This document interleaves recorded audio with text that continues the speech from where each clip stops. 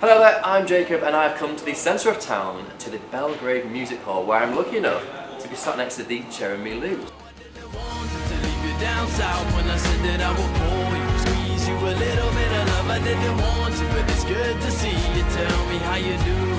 Now, before we start, I want to ask you, obviously you'll be a bit jet lagged, but overall, how are you? I'm actually feeling fine. We did like a day flight. So yeah, we flew all of yesterday. We got here at like midnight and I was comfortably sleeping by 2. So no, I think it's actually the way forward. Overnight flights are overrated. Yeah. Alright, and before we get started, I want to ask you, of course, what are your first impressions of our beautiful city that is Leeds? So far it's been really good, to tell you the truth. Everyone's been asking me this morning. We just came from another interview and they were saying like, isn't it terrible for you to be in cold weather and you've just come out of the South African summer? And I was like, no way, it's like it was almost snowing this morning, which for our band, like even one of like my drummers never seen snow. I was like, you got to remember that we live in summer, so for us to come and like be in cold and snow, it's kind of exciting. I don't even have enough warm clothes. This is like the warmest stuff I've got. So yeah. So far it's been cool. It's been beautiful. You need to wrap up warm. I'll give you that bit of advice. Are you excited for tonight?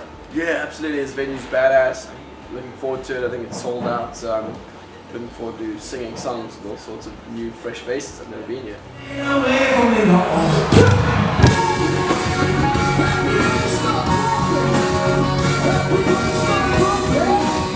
Now talk to me about your album, Trading Chain. It's got some absolute classics in there, like Down South, Skinny Blue, Sinner, all those type of things. What was that like?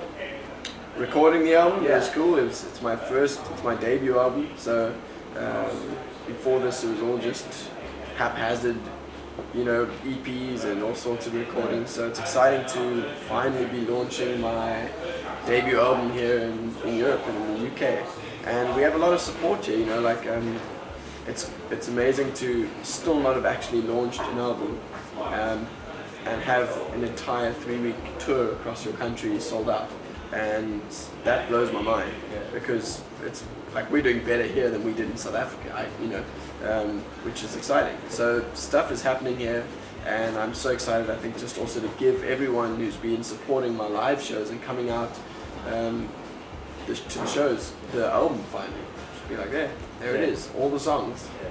Now you've been briefly mentioned the tours. You've been everywhere, haven't you? I mean, you've done the South Africa coast, you've done America. What has been your favourite? Now, obviously, I know Europe's going to be your favourite because you started in Leeds, obviously. Yeah. But what would you say has been your past favourite, and how enjoyable have they been? You know what? It's got so much to do with the venue, the crowd, and the vibe on the evening. It's so much less about where you are in the world. The last couple of years I've been lucky enough to play just in all sorts of obscure places as well as all the traditional places, like New York last year and the year before were very exciting. We played, we sold out a really big venue in New York last year, which blew my mind, and I was like, yeah, I've made it. I'm in New York playing the Brooklyn Bowl. It's a badass, this is it. And it was a great night. But then, a month before that we were in India playing at the Blue Frog in Mumbai, and I was like, this is crazy. I'm in India playing to 1,000 people who are totally not my normal audience. But we had a great night, and that was so unique. So it's more about the different situations. I'm very much I suppose an entertainer in the sense that I love to engage with the audience. I'm not here to just play my songs for you and get out. I'm trying to enjoy my life and enjoy what I do as I go, and so for me that's oftentimes engaging with the crowd. And so a lot of my personal satisfaction, or how much I enjoy different gigs or different tours, comes down to the people and how everyone is on the night. So I really can't pinpoint it, but I know this tour is going to be good because as opposed to previous tours I've done, especially in the US, where it's much harder to sell out 1,000-seater rooms, 500-seater rooms as an unknown South African band. We've got something happening here in the UK. People here are cottoning onto us, and even in South Africa I have people from the UK coming out to my shows on holiday, and they're like, we've been following you for the last 3 years, and I'm like, yes. So I think this tour is going to be great just because people are going to be singing the songs, they're going to know the words, and that also changes everything. It just makes you feel like you're at some rowdy, I don't know, like tavern gig. You know? Yeah, I know what you mean. I think I'll be one of those guys that's singing along as well tonight, not to embarrass you. Talk to me about YouTube, because I know that you've been having a lot of fun with the tours and the gigs, with the videos that you've been putting up on your channel. For sure. But I also know that on your American tour, YouTuber Ben Brown, he was with you as well, and he came around with you. Absolutely. So do you think that the effects that you've had on the YouTube scene has kind of aided your success and helped you guys out a bit? Because I know that a lot of your followers will have heard you through YouTube. Absolutely, yeah. I mean, YouTube is the modern, it's the platform right now which has just seen such significant growth. And YouTube speaks to the modern style of media.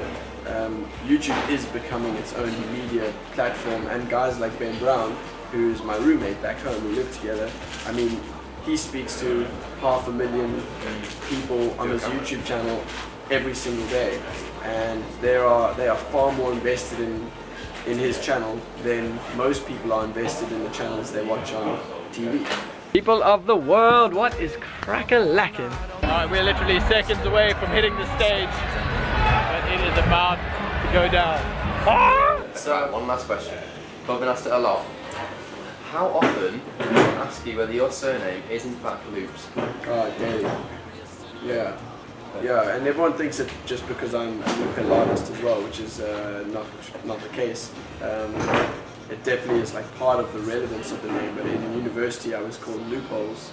It was like my nickname because I was never around. I studied like this business and finance degree, and I was seldom there because I was always too busy like trying to play guitar and surfing and just being a little bit, I was always finding the teacher that could help me like point me in the right direction for the exam, or just finding the loopholes, making the right friends, and that has a lot more to do with my stage name than the actual looping.